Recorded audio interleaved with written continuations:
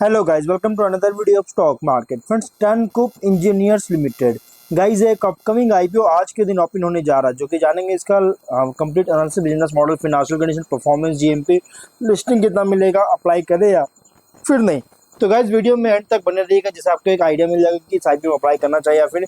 और लंबे टाइम के बाद कोई आईपीओ लेकर आई, मतलब इस मंथ में देखिए 23 मार्च अभी हो रहा है और आज तक का ही 23 मार्च तक का अभी सिंगल आईपीओ आया है, वो भी एसएमई कैटेगरी का इस मंथ में। जो कि लास्ट आईपीओ आया था 23 अप्रैल का। एक्चुअली गाइस मैंने गलती से मार्च बोल दिया, एक्चुअली अप्रैल का, जो कि 23 अप्रैल तक अब तक इस मंथ का, अप्रैल मंथ का सिंगल आईपीओ आया, वो भी एसएमई कैटेगरी का। इससे पहले लास्ट आईपीओ आया था एसएमई कैटेगरी में ही, वो था इन्फोनेटिव सॉल्यूशंस का, जो कि 28 मार्च को आया था। और उसके बाद अब जो है सो लगभग अगर बात करें तो 25 डेज के बाद जो है सो कोई एक आईपीओ लेकर आया है फिर से। तो अब हम लोग की बात करेंगे इसी आईपीओ के बारे में। चलिए फ्रेंड्स, वीडियो स्टार्ट करते हैं। तो गाइस आईपीओ जो 23 अप्रैल आज के दिन ओपन हो रहा है, 25 अप्रैल को क्लोज किया जाएगा। 10 रुपीज़ का फेस वैल्यू, 133 to 140 रुपीज़ पर शेयर की प्राइस बैंड, 1000 शेयर्स की लॉट साइज है, 19.5 करोड़ का इशू साइज, 13,95,000 शेयर्स का इशू किया जा रहा है, fully fresh issue, book build issue IPO है, एनएससी एसएमई पे लिस्टेड किया जाएगा। रिजर्वेशन दिया गया क्यूआईबी 50%, एचएनआई 15%, रिटेल 35% का। और अलॉटमेंट डेट फाइनलाइज किया 28 अप्रैल का। 29 अप्रैल को रिफंड रिलीज किया जाएगा, शेयर्स डीमैट अकाउंट में क्रेडिट होगा। 30 अप्रैल लिस्टिंग डेट रखा गया। रिटेल ओनली 1 लॉट अप्लाई कर सकते हैं, 1000 शेयर्स मिलेंगे। एचएनआई मिनिमम 2 लॉट अप्लाई कर सकते हैं, 2000 शेयर्स मिलेंगे। कंपनी के प्रोमोटर है गौरव लाथ, पंकुरी लठ और गोविंद प्रसाद लठ। Tank up petro ventures LLP के प्रोमोटर। प्री इशू होल्डिंग 100% का, पोस्ट इशू 73.6% का होल्डिंग देखने को मिल जाएगा। यहाँ नोट दिया गया, value will be calculated using equity dilution, जिसमें share holding pre issue minus share holding post issue किया जाएगा। एंकर इन्वेस्टर से 5.4 करोड़ का फंड रेज भी कर चुकी है। अब अगर हम बात करें इस कंपनी का देखिए बिजनेस की, तो 2020 में इनकॉर्पोरेट हुआ था, जो कि व्हीकल सुपर स्ट्रक्चर्स का मैन्युफैक्चरिंग करती है। और ये किसके लिए? तो कॉम्प्लेक्स मोबिलिटी और स्टोरेज सॉल्यूशंस, इन दोनों के लिए। तो कंपनी यहाँ पे जो है ये प्रोडक्ट्स ऑफर करता है अलग, जिसमें इंक्लूड है self bunded fuel tanks, mobile diesel bowsers और aircraft refuelers, fire tenders, ground support equipment. Company जो है स्पेशलाइज है कस्टम बिल्ट टैंक के मैन्युफैक्चरिंग करने में, जो कि ट्रांसपोर्टिंग और स्टोरिंग लिक्विड्स के लिए, गैसेस और सॉलिड्स के लिए, जो कि टेलर करता है क्लाइंट स्पेसिफिकेशंस को, जिसमें size, material, capacity, functional features वगैरह भी इंक्लूड है। और कंपनी जो है अलग अलग सेक्टर्स जैसे agriculture, mining, construction, logistics, aviation, defence और इंफ्रास्ट्रक्चर, अलग अलग सेक्टर्स में सर्व कर रही है। कंपनी 2665 स्क्वायर मीटर्स का एक फैसिलिटी है लखनऊ में, जहाँ से ऑपरेट हो रहा है, जो कि आईएसओ सर्टिफिकेशन, पीईएसओ अप्रूवल जो सो एक्रेडिटेड है इसके साथ, और होल्ड किया हुआ एमएससी सर्टिफिकेट का, MSC ZED certification, zero defect zero effect manufacturing का सर्टिफिकेशन मिल चुका है। प्रोडक्ट्स में है मोबाइल रिफ्यूलर्स, जो कि IoT enabled, internet of things enabled fuel storage और फ्यूल सॉल्यूशंस, और है जो कि मैनेजमेंट को ऑप्टिमाइज करता है मल्टीपल इंडस्ट्रियल सेक्टर्स में। वाटर स्प्रिंकलर, जो कि कस्टम वाटर स्प्रिंकलर है, जिससे एफिशिएंसी को कंजर्व इन्हांस करता है, वाटर कंजर्व करता है, सेफ्टी इंश्योर करती है। थर्ड है मोबाइल सर्विस वैन, जो कि कस्टमाइज सर्विस वैन्स है, जिससे सेफ इनेबल करता है, efficient on site equipment maintenance वगैरह प्रोवाइड करती है। 31 मार्च 2024 के अकॉर्डिंग 45 एम्प्लॉइज अलग अलग लेवल्स ऑफ ऑर्गेनाइजेशन में जो है अप्रॉक्सीमेटली एम्प्लॉयड हो चुके हैं। स्ट्रेंथ की बात करेंगे तो diverse range of product portfolio है, जो कि एप्लीकेशंस भी है, जो कि अलग अलग इंडस्ट्री वर्टिकल्स के according. In house product fabrication capabilities है, सस्टेनेबल ऑर्डर बुक है, स्ट्रिंजेंट क्वालिटी कंट्रोल मैकेनिज्म है, जो कि स्टैंडर्डाइज्ड प्रोडक्ट क्वालिटी इंश्योर करता है। एक्सपीरियंस्ड एंड क्वालिफाइड मैनेजमेंट और एम्प्लॉय बेस है। फिनेंशियल की बात करेंगे, देखिए कंपनी का जो बिजनेस है हाईली कॉम्पिटिटिव सेगमेंट में इसका बिजनेस चल रही है फिलहाल अगर देखा जाए तो। लेकिन फिनेंशियल जो है 22 में एसेट्स है 2.3 करोड़ का, और लगातार इंक्रीज होकर फोर्थ अभी नवंबर मंथ में जो है 25 के फिनेंशियल ईयर में 17.6 करोड़ का लगातार इंक्रीज किया। लेकिन जो अगर एसेट्स है 23 में बहुत सरप्राइजिंग बूस्ट देखने को मिला आफ्टर पैंडेमिक।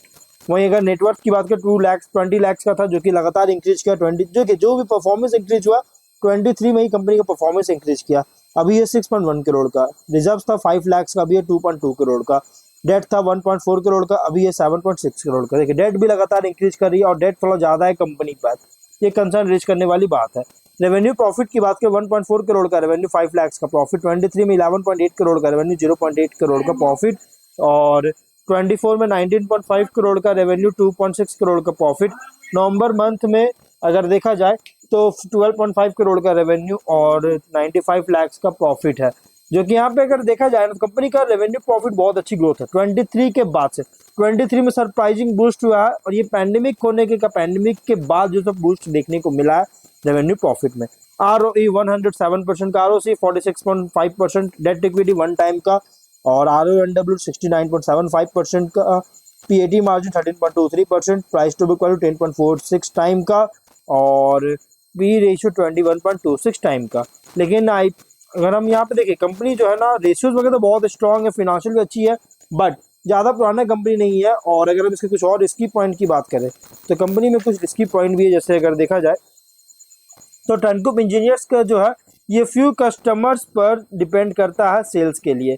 और स्टब पीरियड अगर देखा जाए ना तो 22, 23, 24 और नवंबर मंथ की कंट्रीब्यूशन बात करेंगे, जो कि यहाँ पे अगर देखा जाए तो कंपनी का स्टब पीरियड में जो है कंपनी का कंट्रीब्यूशन टॉप 10 कस्टमर से जो कंट्रीब्यूशन है लगभग 99.9%, 82.4%, 63.8%, 67.7% का कंट्रीब्यूशन था।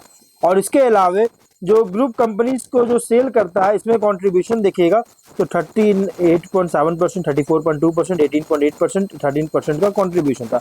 हाँ, भले 24 से थोड़ा कंट्रीब्यूशन कम होता हुआ नजर आया, डिपेंडेंसी थोड़ा कम होता हुआ देखने को मिला, लेकिन फिर भी गाइस कंपनी में जो है बहुत ह्यूज है, तो एक कंसर्न रेज करने वाली बात है जो कि रेवेन्यू फ्रॉम ऑपरेशन से जनरेट होता है।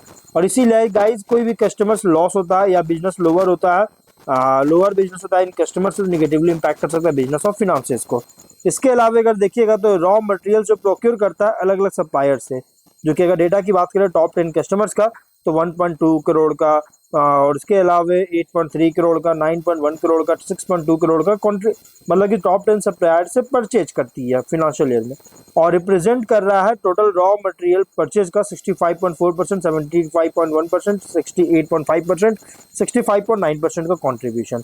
और इसीलिए गए और इन मतलब कि इन सभी कॉन्ट्रैक्ट मतलब सप्लायर्स के साथ कोई भी लॉन्ग टर्म कॉन्ट्रैक्ट साइन नहीं किया है, जिसके कारण रॉ मटेरियल के सप्लाई में डिस्ट्रप्शन देखने को मिल सकता है और इससे कंपनी का ऑपरेशन डेट्रीमेंटल कर सकती है। और रिफ्यूलर्स का जो सेल है इसमें कंट्रीब्यूशन अगर देखिएगा तो टोटल रेवेन्यू का 54.7% का कंट्रीब्यूशन था। और ये जो था डेटा है ये नवंबर मंथ का, और 22 का जो डेटा है 70 लाख के आसपास है। और 23 का जो डेटा है अगर देखा जाए तो 50.6 करोड़ का, 24 का जो डेटा है 4.4 करोड़ का है, यहाँ देख सकते हैं। और लगभग यहाँ पे 24 में जो है यहाँ देख सकते हैं 37.7% का है, जो कि अराउंड। और इसके अलावा मतलब कि देखिए यहाँ पे परसेंटेज और नंबर दोनों है, तो देख सकते हैं 23 में 4.4 करोड़ का 37.3% कॉन्ट्रीब्यूशन दे रहा है, रिप्रेजेंट कर रहा है। 24 में 10.2% का 53% कॉन्ट्रीब्यूशन दे रही है। और इसीलिए गाइस ऐसी दो कंपनी जो है सो प्रोडक्ट रेंज को डाइवर्सिफाई किया है, और अगर कोई भी स्लो डाउन होता है रिफ्यूलर्स के लिए ऑर्डर्स में तो उसकी वजह से कंपनी का फाइनेंशियल पोजीशन को नेगेटिवली अफेक्ट कर सकती है। इसके अलावा देखा जाए तो कंपनी जो है 1 यूनिट के थ्रू ऑपरेट हो रहा है लखनऊ उत्तर प्रदेश के द्वारा। कोई भी ब्रेकडाउन फेलियर या मशीनरी के फेलियर में, इक्विपमेंट का फेलियर या एक्सीडेंट वगैरह होता है इस यूनिट में तो मैन्युफैक्चरिंग डिले में रिजल्ट हो सकता है, जिससे निगेटिवली इम्पैक्ट कर सकता है ऑपरेशन को। वहीं अगर हम बात करें कंपनी जो है निगेटिव कैश फ्लो भी देखने को मिला ऑपरेटिंग, इन्वेस्टिंग और फाइनेंसिंग एक्टिविटीज से रिसेंट ईयर्स में। फ्यूचर में अगर यही सेम रिपीट होता है तो ऑपरेशन फाइनेंसेस को नेगेटिवली इम्पैक्ट कर सकता है। कंपनी किसी एंटर किया रिलेटेड थर्ड पार्टी ट्रांजेक्शन्स में एंटर कर चुका है पास्ट में, और कोई भी कोई भी गारंटी जो है अभी होल्ड नहीं कर रहा ऐसे ट्रांजेक्शन्स का इन फ्यूचर ईयर्स में। और इसीलिए गाइस कोई भी निगेटिवली अफेक्ट कर सकता है, नहीं करेगा फिलहाल अभी तो नहीं करेगा इस कंपनी को, लेकिन गाइस गारंटी नहीं है कि ये कि नहीं करेगा, तो इसीलिए गाइस थोड़ा सा प्रॉब्लमेटिक हो सकता है। और ये लीगल प्रोसीडिंग्स में इन्वॉल्व भी है, अनफेवरेबल रूलिंग्स अगर होता है इन केसेस का तो नेगेटिवली इम्पैक्ट कर सकता है फाइनेंशियल स्टैंडिंग को। 3 नवंबर 2020 को इनकॉर्पोरेट हुआ था, और इसीलिए एक लिमिटेड ऑपरेटिंग हिस्ट्री है कंपनी का, जिसके कारण इसके मतलब कि पास्ट परफॉर्मेंस और फ्यूचर प्रोस्पेक्ट्स को इवेल्युएट कर पाना इन्वेस्टर्स के लिए एक डिफिकल्टी हो सकती है। जीएमपी की बात करें तो कोई भी जीएमपी ट्रेंड नहीं कर रहा है, बट अगर हम यहाँ देखेंगे तो एक थोड़ा रिस्की आईपीओ है। रीजन क्या है, तो वैल्यूएशन बहुत ज़्यादा, लगभग अगर मार्केट कैप की अगर बात करेंगे तो लगभग 74 करोड़ का, और इसके अकॉर्डिंग जो प्राइस बैंड रखा गया ओवर प्राइस देखने को मिल रहा है कंपनी का आईपीओ। और अगर हम यहाँ पे ऑब्जेक्टिव क्या है, तो लोन इसके लिए पेमेंट करना चाहता है, working capital requirement, general corporation funding charge के लिए आईपीओ लेकर आई है। पी रेशियो भी देखिएगा तो 28.8 टाइम्स के आसपास का, रेशियोज वगैरह बहुत अच्छी है कंपनी पर, ये तो नो डाउट बहुत अच्छी है, लेकिन बहुत छोटी आईपीओ भी है जो कि मेन बोर्ड में माइग्रेशन में लंबा टाइम ले सकता है। कॉम्प्लेक्स मोबिलिटी के लिए स्पेशलाइज्ड व्हीकल सुपर स्ट्रक्चर्स का जो है टेलर मेड की का जो है मैन्युफैक्चरिंग करता है, जो कि हाईली कॉम्पिटिटिव फ्रैगमेंटेड सेगमेंट में ऑपरेट हो रहा है। ऑर्डर बुक में अगर बात करें 22 करोड़ के आसपास है 13 मार्च 2025 की डेटा के अकॉर्डिंग।